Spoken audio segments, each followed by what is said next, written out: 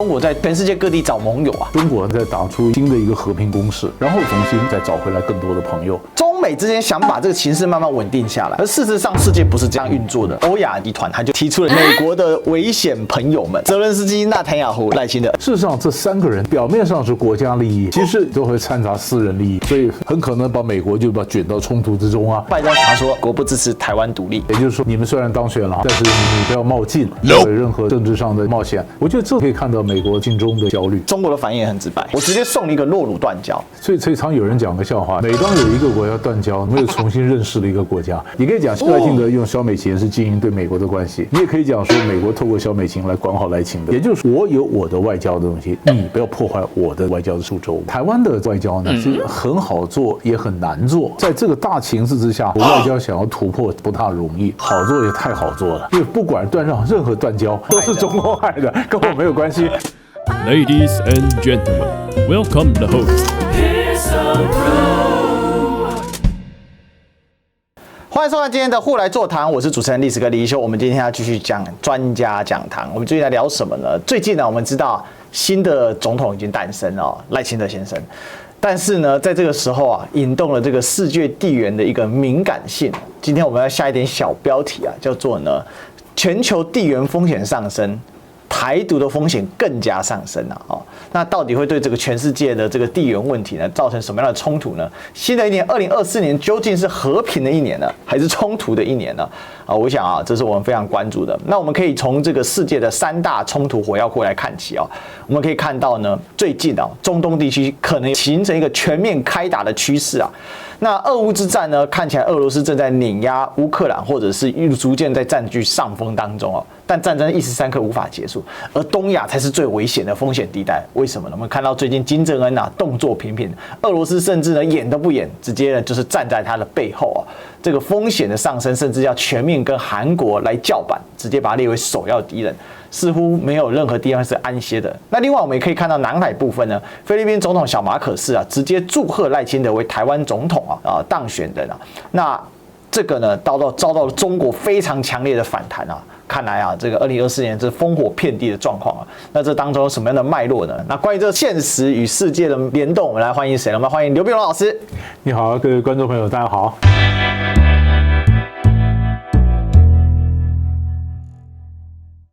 大家记得上次我们有一期啊，我们用了这个作为我们结尾，应该也是跟刘碧荣老师在聊的时候，我们用这个做结尾。中美呢元首见面，大家看起来很开心啊。这个气氛非常的融洽，看到拜登总统好像也是真诚的笑了出来啊。可是我想啊，看到这一幕呢，好，这个也许美国跟中国啊情绪都不会太稳定啊。为什么呢？赖清德啊胜选啊，当然他是一个少数的总统啊，只用了40%胜选。当然一部分是对民进党执政的不满啊，另外一部分也是今年几乎贯穿整个总统大选，还有包括政见发表会里面的主要议题啊，就是对于战争与和平的讨论，对于两岸问题的讨论，甚至对于整个宪法框架的讨论非常的多。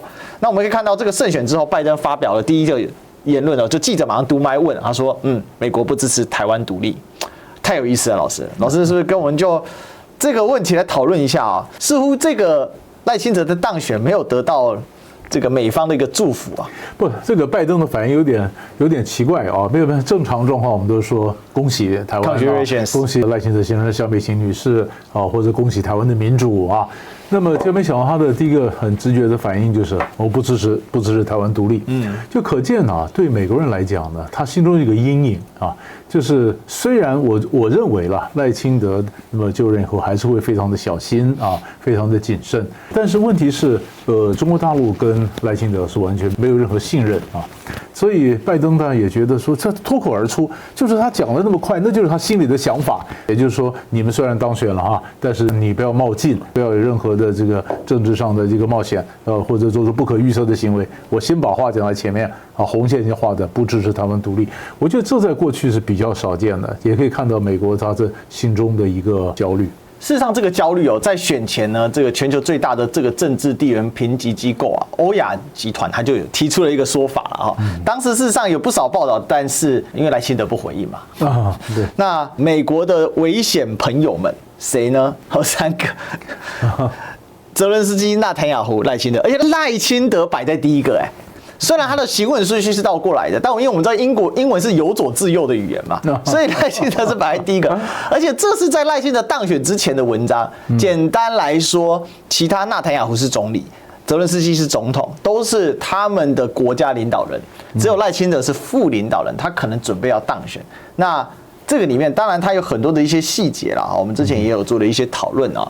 那比如说他就讲到说呢，这个华盛顿呢，他还是支持一个中国政策啊，其实我觉得最有趣是这一个点啊，拜登呢反对法理台独啊，尤其强调是 move on right 哈，这很有意思啊。就是那另外我觉得他结论，他把3个人串在一起讲的一个结论呢，有没有看到 ？Ukraine, Israel and Taiwan will all continue to be major U.S. allies。乌克兰、以色列、台湾都是还会是美国长期的朋友 ，but their leaders' pursuit of their national and occasionally personal interests will further entangle Washington in growing conflicts。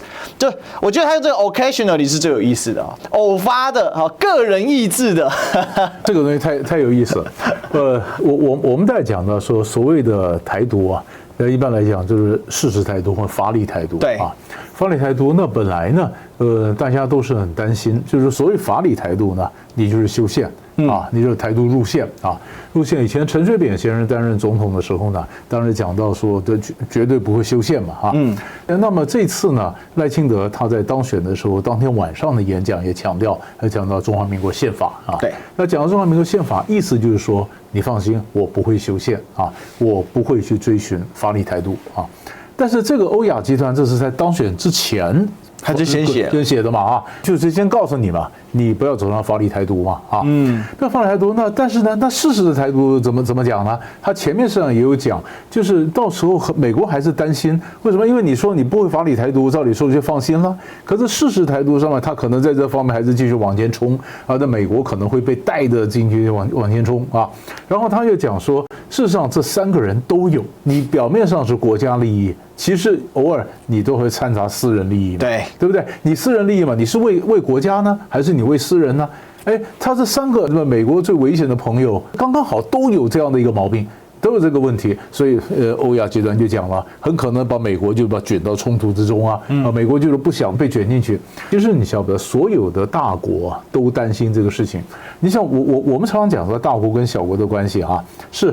我们拿狗摇尾巴还是尾巴摇狗，对吧？哈，那么大国呢就是狗，小国就是尾巴啊。那么很多大国都是怕说我最后被小国带着跑。那么国际政治上讲到国际上的冲突，常常很多都是大国被他的盟邦扯进的冲突啊，所以每个大国都要防着盟邦轻举妄动，对，是吧？那有的盟邦你治得了，有的盟邦你治不了，但是怎么防着他轻举妄动，这点很重要。那么在这里面刚刚好又碰到我们的大选嘛，所以我们就感到特别的敏感，就感到赖清德他当选，事实上国际上是不是那么样的放心，所以他更要小心来建立国际对他的信心。其实这篇报道里面，我最有感觉的是，就是美国人没那么好唬啊。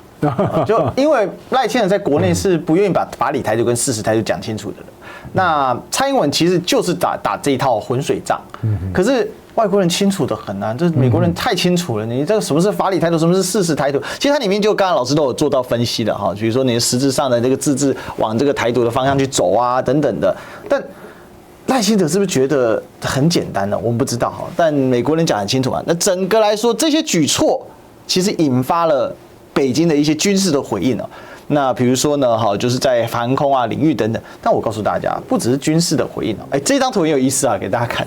你可以看到啊，这个后面呢，这个是侯友宜啊，对，当然这是他帮忙的这个立委助选人嘛，陈昭明，对，陈昭明在笑嘛，哈，赖清德一副严肃的样子，那当然帮他当选了。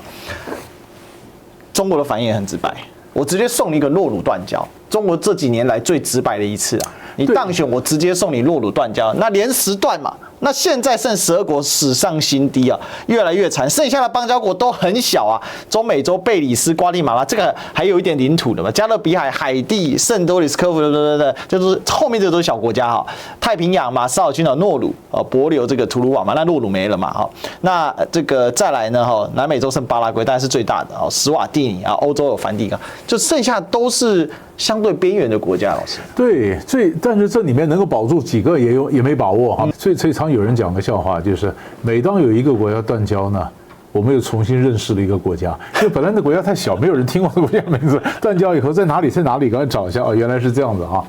但是我觉得这里面可以从几个点来看啊。第一个就是，我记得当时马英九在2008年刚当选总统时候呢，那么有一个北欧的记者啊，他住在北京，要从北京飞来台北来访问我，他就问我说呢，什么叫做外交休兵啊？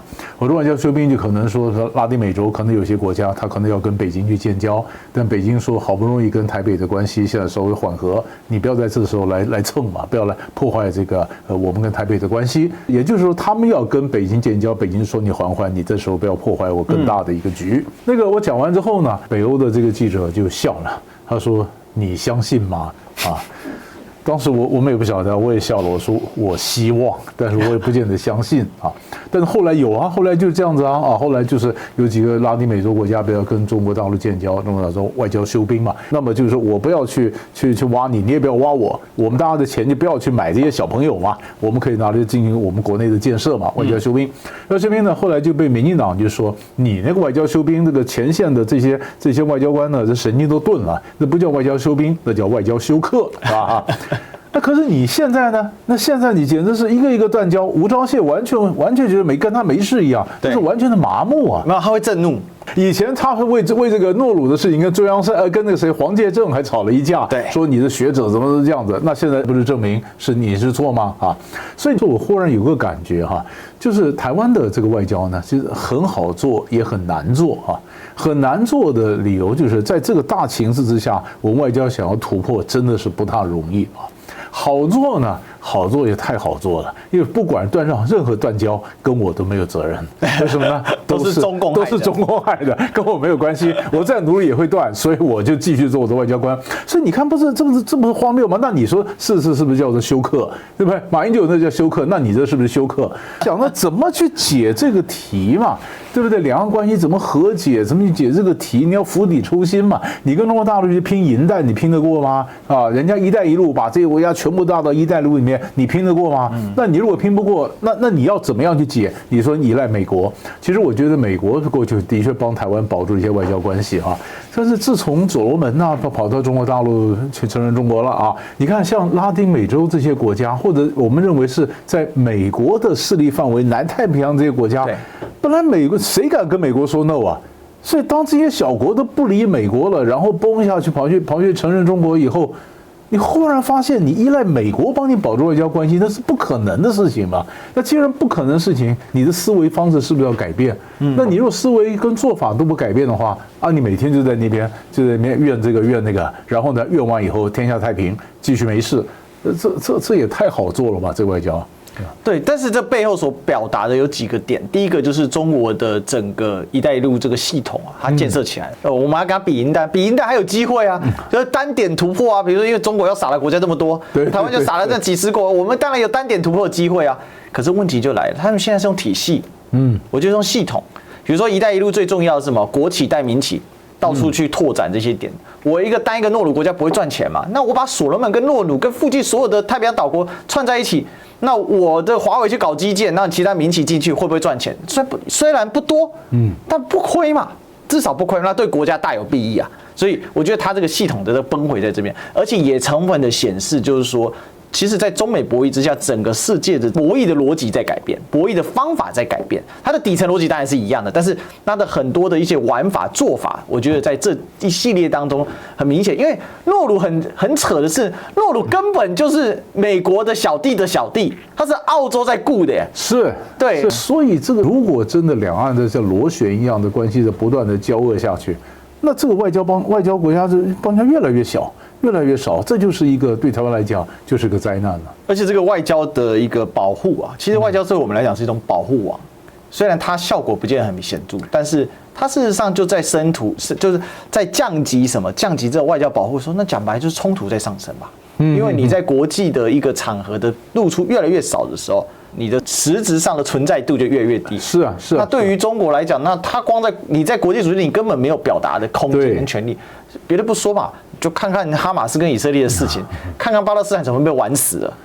就以色列是活生生的，就全世界眼睛看着他就在屠杀人。对，他也不管你，不管不顾，一个月要杀1万人嘛。现在打了3个月，死了快3万人了嘛，就这样子，就是很现实。但是因为你在国际上，巴勒斯坦还是联合国的观察员合法的永久的观察员准国家体系那台湾要怎么办呢？这个我是很担忧的事情那当然背后那就是说，不会，我们发展实质外交关系来，我们就有个例子小马可斯菲律宾总统他说我祝贺赖清德当选台湾总统，美金直接呛他他不跟你开玩笑，直接说你给我多读书吧你。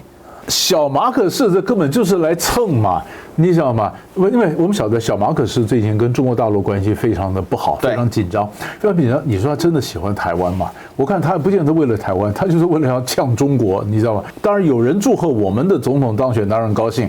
可是你本来过去没有这种氛围，没这种酝酿，你跟中国不好，你忽然说跑来跟我道贺，说我当选，你很奇怪嘛，对不对？小马可仕外交是越玩越糟。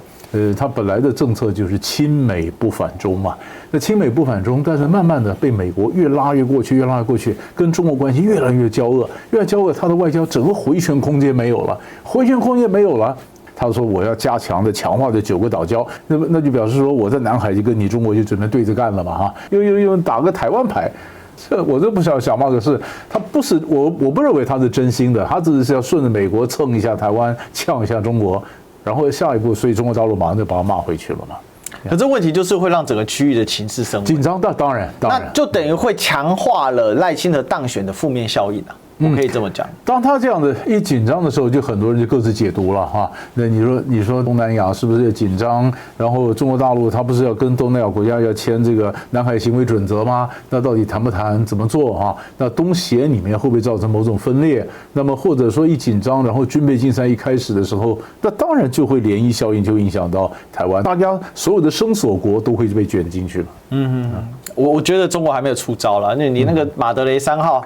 突然晚上爆炸有没有可能？对然后我去救援对不对？我中国船去救援。对，还有很多东西还没出招但是如果一旦走到那一步，其实就更加凸显台湾在地缘里面的危机感。很有趣的是，中国在对于强硬，然后对台湾强硬，对菲律宾非常强硬。可是他对于他现在在全世界各地找盟友找朋友不能说找盟友，应该找朋友。这个是什么呢？这个是中国国务院总理李强跟爱尔兰总理呢瓦拉德卡会谈那直接给予爱尔兰单方面的免签的礼遇这个单方的免签礼遇呢，其实不止，当然还有背后还有其他的。那爱尔兰方就说他恪守一个中国原则嘛，希望中国早日实现和平统一那另外呢，会积极考虑中国公民访爱尔兰提供更多便利，也就是因为爱尔兰毕竟是欧盟国家所以他有很多这个所谓的签证政策必须要跟欧盟做配合，他没办法做比较多自己的调整。但是这个单方面免签的做法，最近给多少国家呢？法国、德国、意大利、荷兰、西班牙、马来西亚，而且是1年期的，不是我们那种残废的3个月免签，那是1年期的免签。就算1年他回去他国家洗一次就回来，或出境一下再回来，他就又可以重新再刷一次免签。对，中国大陆的外交最近有几个特色是它跟国的关系，这是一个蛮重要的特色，因为我们晓得本来像这种外交上的这待遇都是互惠嘛，对的，你给我免签，我给你免签，对。但现在我不管你，我国家大嘛，我单方面给你免签。以前土耳其也玩过了，他对奥特曼帝国以前的这些国家，我通通免签，鄂尔多安就表示我恢复奥特曼土耳其的光荣那这次中国大陆也对几个国家免签，但是我们如果看到他的整个外交动作还有几个除了他跟美国这个高层之外中国大陆比如对美国，他现在重要是，比如说你看你记不记得加州州长到中国去他跟你地方政府也开始，这我们谈过，对不对然后第二个呢，然后现在我看到一些这个南华早报也特别报道，中国大陆的经济上也对接它的地方经济，比如说大湾区 Bay Area 对接谁呢？旧金山湾区、纽约湾区这个旧金山、纽约对接中国的大湾区扬子江、长江流域对接谁呢？对接密西西比河这个流域开发计划。也就是说，地方的经济计划对地方的你上面打仗、上面科技战什么在一回事，但是我地方上面跟你去行使地方的基础，州对州，地方对地方然后呢，你看我又开始一些免签，就是可以明显的就是中国呢现在在打出一个新的一个和平攻势，然后非常细致的和平攻势，希望能够重新为中国再找回来更多的朋友。所以这个外交上的博弈啊，其实还有蛮多的戏可以看的。所以这形成了一个感觉就是这样，就是说对于该强硬的更加强硬，可是对于我可以柔软的我更加柔软，然后我所仰仗的就是中国现在的越来越发达成熟的市场经济，然后整个的这个它的一个全世界最大的消费市场的一个底蕴在这边，所以大家就讲说，哎呀，中国经济是不是不好啊？是不是你说这个内卷啊，或者说躺平啊，中国经济整个不起来？那中国大陆那边也有经济学家说没有，不是你们这样唱衰的嘛啊？那所以我觉得中国经济不好，那可是你看别的国家经济也不好啊，更不好，更不好。所以在这样的一个情况下，经济上中国还是具有一些吸引力啊。但是尤其像你说，那经济要更要发展的话，它更需要一个和平的环境嘛，所以它更需要有更多的朋友嘛。所以在这样的情况下，中国必须要建立起他自己一个和平的一个形象，啊，就是可是那个矛盾的地方就是你刚刚讲的赖清德当选。对啊，有的时候他如果真的要很凶的时候，那又摧毁了他努力建立的和平形象。所以中国大陆也努力在和平和他的很凶很强硬的态度中间，他也在想怎么维持一个平衡了。我有种感觉，老师，他这个是不是学美国那一招？该竞争竞争，该对抗对抗，该合作合作。我对于台湾，我就是跟你压下去；我对于菲律宾，我就跟你不假辞色。可是对于那些跟我比较友善，或者是你至少不明着反我的，你的政党甚至怎么吵那你家的事，那我就对你开放。比如意大利，他说要退出一带一路，可是中国加码给你，免签你来吧。对。我的感觉它是有点这样，而且它其实它开放免签国，除了马来西亚是自己的近邻之外，其他这些欧洲国家，荷兰可能还好，但事实上最近这几个国家的经济都不好。那尤其什么像西班牙、意大利经济都很不好，他们几乎在本国没有什么就业机会了。所以如果他们这些人跑到中国来的话，所以这个就很有意思，远交近攻嘛。本来呢，中国跟德国的关系就是好的不得了，好的不得了。那现在当然免签开放德国嘛。法国，如果大家还记得的话，马克宏去年到中国大陆访问，习近平北京见了他，又追到广州，又再见他一次，哇，那个非常好的一个待遇，对不对？所以你可以看到他这里面，你看那意大利就你刚刚讲的嘛，他退出一带一路，我加码给你。马来西亚是比较有意思了啊，我觉得这我就还要看他在马来西亚的一个布局，因为照理说，其实中国大陆在东南亚，在印尼花的钱和花的精神是很多的。好，那我不晓得这次为什么没有把印尼摆在里面，这我倒不晓得。好，但是这6个里面可以看得出来，它的整个的一个外交的蓝图这样子撒出来。所以这种两手性质的对这种玩法是越来越明显啊。其实很有趣的是，刚才我们讲到说中国在玩软的，但美国的回应很神奇啊，因为我刚才讲他对菲律宾很强硬。布林肯在参加达沃斯论坛啊，最近在达沃斯论坛，他说啊。我告诉大家，我们会有更多的接触啊，我们致力于台海的维持现状。那他说啊，中美两国在共同利益的领域合作上呢，彼此虽然存在着分歧和强烈的竞争，但今年双方会有更多的接触。老师，去年就这么多部长，我的天啊，耶伦啊，这一系列全部都去了。那今年还有更多的。那还有一个说了，比以往更强大的位置来处理中美关系哦。国内投资重新注入活力，重新构想海外联盟伙伴关系，处理与中国打交道的更大共识，而且要稳定这个关系，不要让竞争变冲突，这不是利益。至于台海问题呢，他讲到就是维持台海稳定啊，两岸之间分歧要和平解决啊，那强调维持台海现状，特别是动武啊，不要破坏这个，不要搞到动武啊。这话我觉得讲给北京听，也是讲给台北听的，讲给民进党听的。是，我觉得这也很有意思哈。这个新闻就对照着你刚刚节目开始打出来的那张图啊，大家都对于中美关系的发展有很高的期待。那其实我们只希望说，今年看有没有什么突发的状况。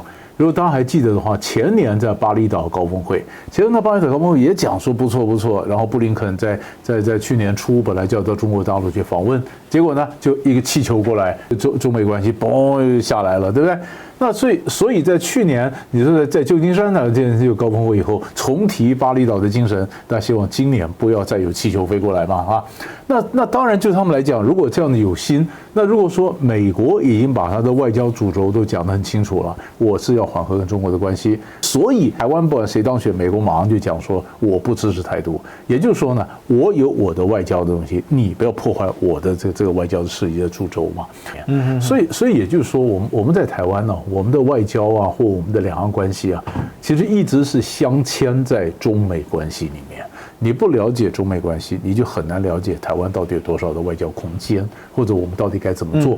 不过我想我们都能看得出来，那赖清德跟他的团队应该也看得很清楚。你可以讲赖清德用萧美琴是经营对美国的关系，你也可以讲说美国透过萧美琴来管好赖清德，监军，对不对？但是不管怎么样，那他外交上没有什么特别的情况，应该不会出格了。但是并不等于会改善了。欧亚集团讲很清楚啊，它是 occasionally，OK， 对，那你不稳定啊，不稳定，偶尔是你还有个人利益在这里，所以要怎么样？赖清德必须证明给美国看，我不是危险的朋友。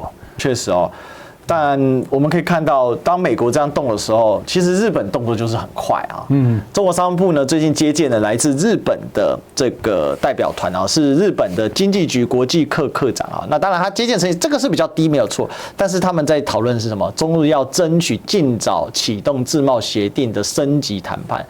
所以我觉得中国的脉络是很清楚的。那像日本这种东西，国家要动，那必须要有布林肯背书嘛，那美国背书就说啊，我现在就是我们要控管分歧啊，那而且呢，其实越讲越保守哈，越讲说哎呀，关系稳定很重要，我们要重铸活力啊，要增加投资啊，那日本就跑来了。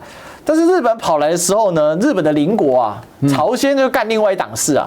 金正恩现在直接把韩国列为头号敌国啊，很凶的嘞哈。比如说宪法里明文禁止3000里锦绣江山8000万同胞，误导朝韩同族的词汇，删除朝鲜宪法中北半部自主和平统一民族大团结的措辞，直接挑明说韩国就是头号敌国，永远的主敌。哇，他不是只把韩国政府搞成敌人，他是把韩国人民都搞成敌人啊！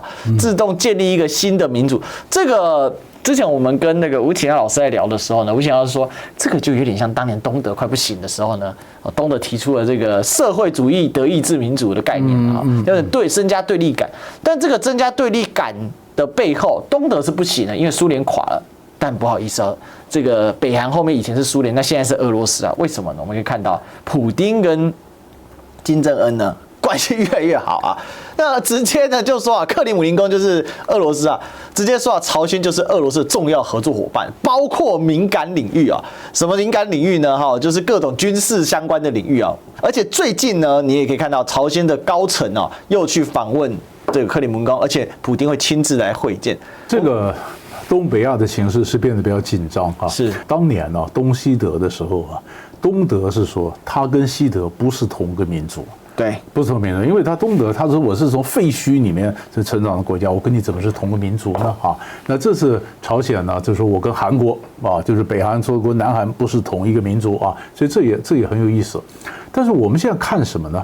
你想在过去啊，在中苏共分裂的时候。北韩是站在苏联这边的，北韩跟苏联的关系一直很密切，一直密切。那所以你看，现在俄乌战争一打了，那中国跟俄国关系很好，对不对？可是中国的底蕴，他真的那么信任俄国吗？老毛子当年在东北拿下了我们多少土地啊？那中国大陆民族主义起来，难道这笔账不会算吗？啊，那所以去年的什么，你看到中国大陆现在在东北的这个地图啊，很多这个地图里面新的地名括号旧的地名，比如说 Vladivostok 叫括号海参崴，对不对啊？那你想想看，当中国的地图这样改了，那俄国怎么想？哇塞！我现在是俄国，我是吧？现在我衰败了，我因为靠着你中国，那你民族主义太强了，那东北啊这边怎么办呢？对不对哈？你晓得当年呢，海参崴被俄国人拿下来以后，中国吉林这边就没办法出海了，你知道吗？所以在去年西伯利亚的经济会议开的时候呢，那中国大陆的学者呢到海参崴去开会，就讲说海参崴我帮你开发，我可以帮你变成东北亚的香港啊，中国的资金来帮你整个开发起来。那也就是说，那中国一去参与开发，中国这基金就出海了嘛，就不会被封锁在这里面。好，大概前提是什么？前提必须要有和平啊。对吧？那你如果说俄国跟北韩，你们在那边发穷兵黩武在那边造成这样的紧张，你一紧张，那请问我的钱怎么去帮你开发海参崴啊？那我吉林不是继续封锁在里面，我出不了海吗？所以中国这个底蕴是讲，它是讲经济，但其实也是告诉你们两个不要玩得太过火嘛。因为当你说北韩跟俄国一紧张，南韩就紧张了，南韩紧张，那日本也紧张了，日本呢，他就开始建军，那中国大陆也紧张了，对不对？所以这里面环环相扣的嘛。所以你看中国大陆呢，因为整个政治上原因，现在对于俄朝关系走得近，中国是没有反应，但他心里难道没有盘算吗？他在这默默的看嘛，对不对？所以俄国也在盘算嘛，那你中国的民族主义起来，那你这块你是什么想法，对不对？那金正恩也有意思啊，金正恩不是他援助俄罗斯飞弹嘛，哈，所以俄罗斯不是用打了北韩的飞弹打乌克兰吗？对这个北韩来讲太好了，因为你用我的飞弹去打乌克兰，第一个以前我试射的时候那些数字都拿不到，现在到底准不准度啊？他的实战的数字拿到。第二呢，乌克兰的防空设备都是美式的防空设备跟南韩的防空设备是一样的，对不对？你打了以后拿到数据，我以后拿来打南韩正好，所以金正恩也乐得跟俄罗斯走得比较近，所以这只是大家嘴巴里没讲啊，对不对？中国嘴巴没讲啊，但中国觉得北韩是个很难搞的一个小朋友嘛，那这个最后会反映出来东北亚的什么情势，我觉得也很值得去看。所以其实这是个双向的过程嘛，日本正在低调的开始加强跟中国之间的一些关系嘛，就是尤其是经贸方面。那中国当然是希望经贸上的开发可以更大的程度开发俄罗斯的远东地区。我觉得因为这是一个联动，刚好俄国就在2大火药库，它都在旁边。好，俄乌其实就是巴尔干火药库的旁边嘛。对，其实它是一个连续型的地缘，这我们之前谈过。那东北亚就是一个东亚火药库的北侧嘛，所以俄罗斯刚好在这2个火药库里面，它现在是两脚刚好各踩一个，那这个火药库的不稳定性又会影响全世界。所以我在开场我们在破题的时候，我就在讲这个问题，就中美之间想把这个情势慢慢稳定下来，而事实上世界不是这样运作的。那朝鲜这个问题一旦撼动，那台湾就出事情。那台湾现在准备从蔡英文换上一个更不稳定的赖清德。那事实上，对这整个火药库的安定性更没有任何的帮助，可能还搞得更糟。这是我为什么这样子串起来的一个担心的点。所以大家去看这个点上，那金正绝对不是一个轻易低头的人，那赖清德也不是一个轻易低头的人。所以以赖清德想把我们往哪里带从这些地方去看，大家就知道。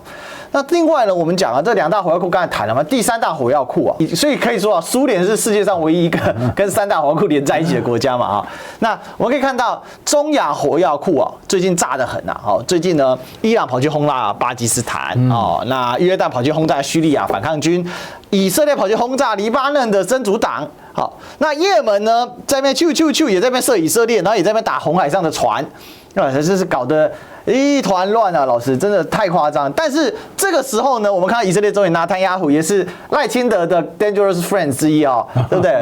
那他在干嘛呢？他在跟美国呛赌说，我就不要巴勒斯坦立国，我就不要，我现在已经在消灭哈马斯的2/3的战力了所以呢，我要继续干。好，不过我必须说这个他自吹自擂因为哈马斯到现在每天都在放出你以军被打得哀哀叫的这样，就最有名就是那个哥兰尼女的整个被歼灭嘛就是他指挥部被歼灭，最后还退出了，那个是以色列的这个常备6大旅之一好，那只是说我还有一点时间总之我要继续控制约旦河以西然后呢，这个我要向盟友说不当然是谁？当然是你美国啦那我就是不管啦。然后那美国比较低调，那 Kirby 就我们知道白宫的安全事务发言人就说，我还是会继续促成以巴方案。惨了，我们刚才说他刚刚用一个很生动的名词形容北朝鲜北韩叫做小朋友。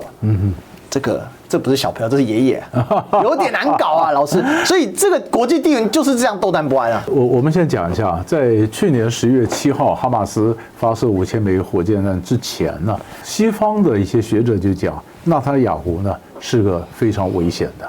当时就讲到说，美国就是将来的问题可能就出在以色列，因为以色列的政局非常的不安，所以他是多少次大选，终于才选出来了这个多党联合政府。6党联合政府里面呢，那么绝大部分是极右派，所以这是以色列有史以来最右的联合政府所以你说要不要打哈马斯，要不要打加沙？加沙完了以后，他怎么收场？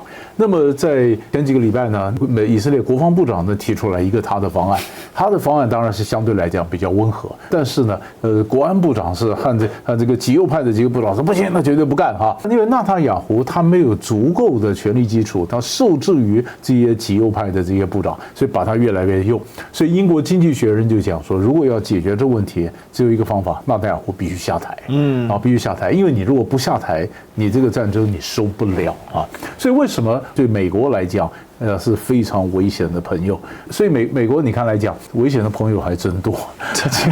本来就赖清德有没有当选之前，大家都说纳塔雅胡是危险的朋友，加上泽伦斯基吧，到处嚷嚷说你们不给我援助啊嘛，然后加上我们也选出来一个总统，哇天哪！就美国来讲。焦头烂额，3个危险的朋友，那么跟那3个战争已经发生了或可能发生的这火药库上面，所以这就是今天国际政治上的一个格局。我看到的是几个点，第一个，这囚徒困境嘛，战争就不会换首相，暂时那个不能换首相啊。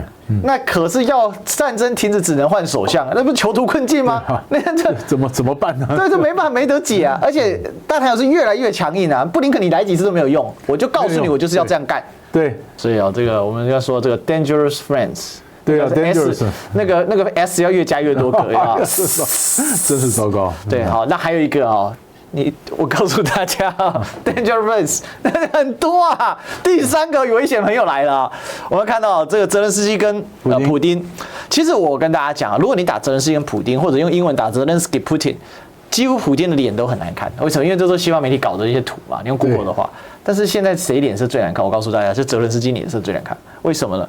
因为大家还记得去年2014年的时候开战，就是这个应该说去年的时候，泽连斯基曾经说寸土不让，而且从2014年以来的克里米亚半岛我都要拿回来。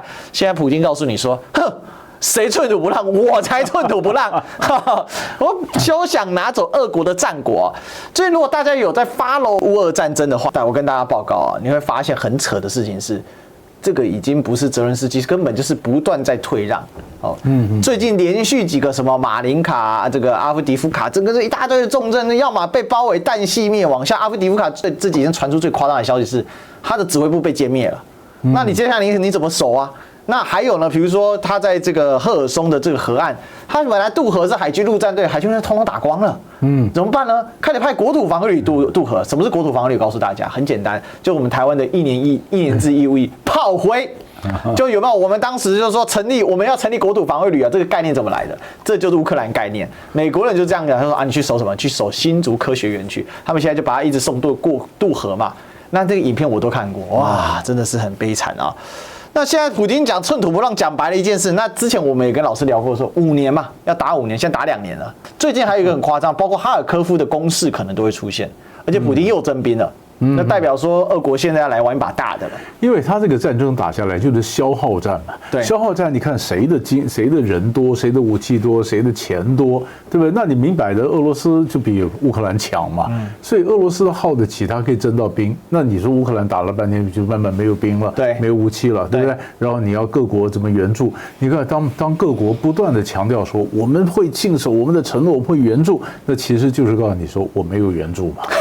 你老是强调说会援助，就是说东西没到位嘛，没到位，所以泽伦斯基为什么这脸越来越难看？因为他要东西要不到嘛，他就挫折，你知道吗？他觉得说，平常你们这些西方怎么鼓励我，怎么跟普丁拼到底，叫我不要投降，不要投降，不要谈判，那结果到头来怎么武器也没来？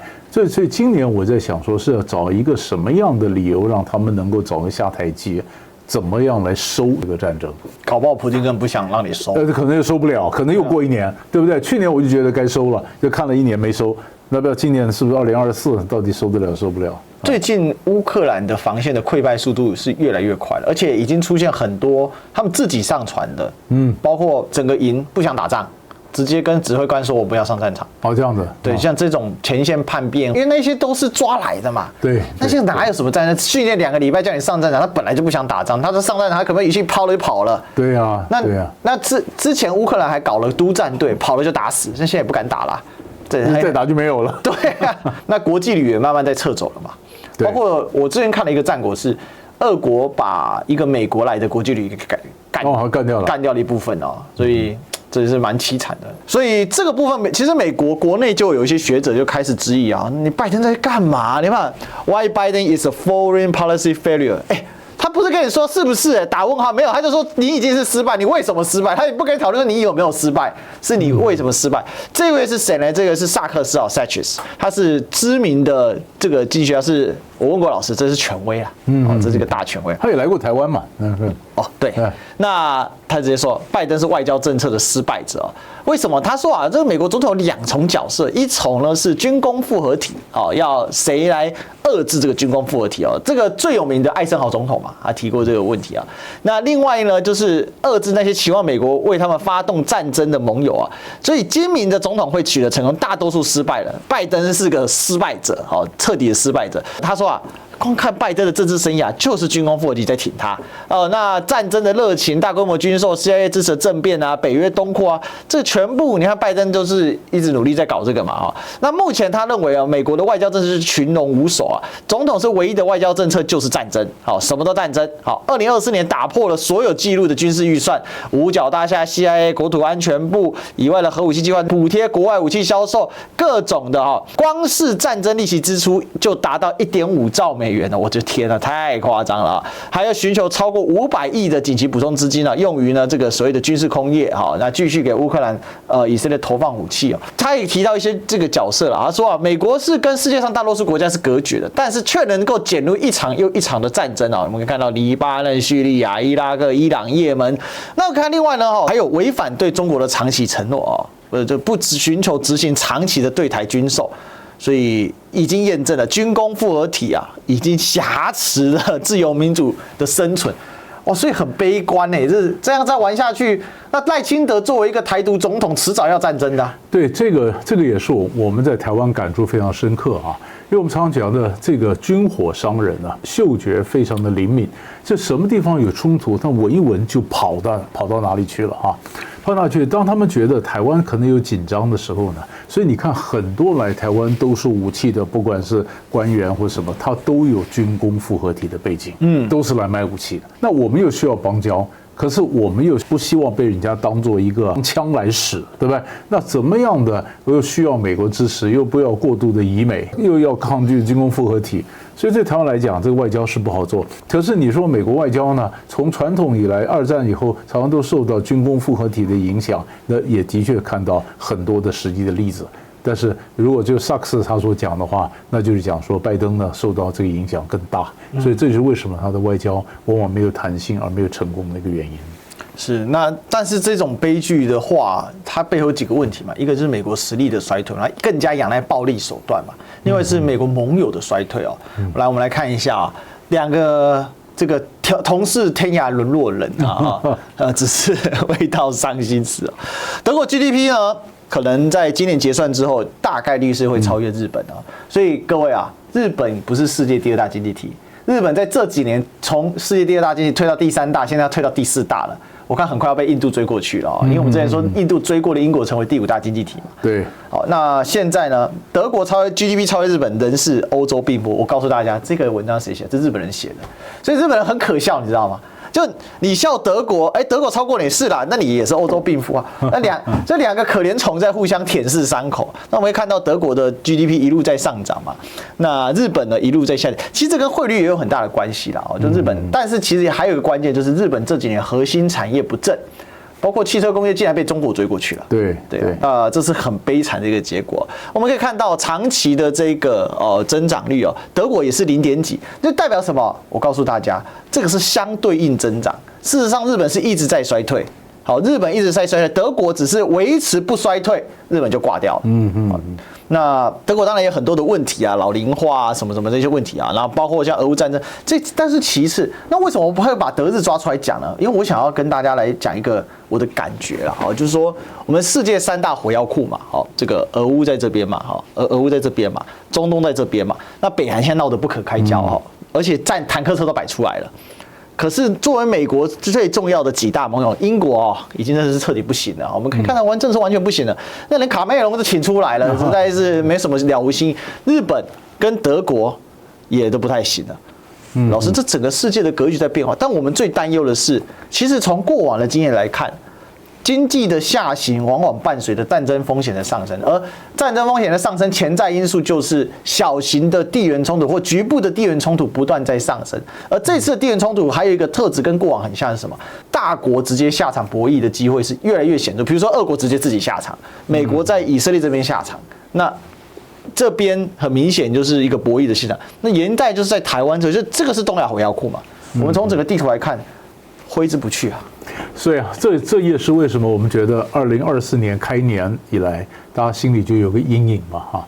你说不管就地缘政治的冲突似乎有升高，然后各个我们刚刚讲的火药库呢，这个战争似乎有些中东它就不断在扩散。以前是有没有扩散，现在是这个扩散止得住止不住，对不对啊？这概念是完全不一样的。那你看东北亚这边，你看这个金三胖子这边穷兵黩武啊。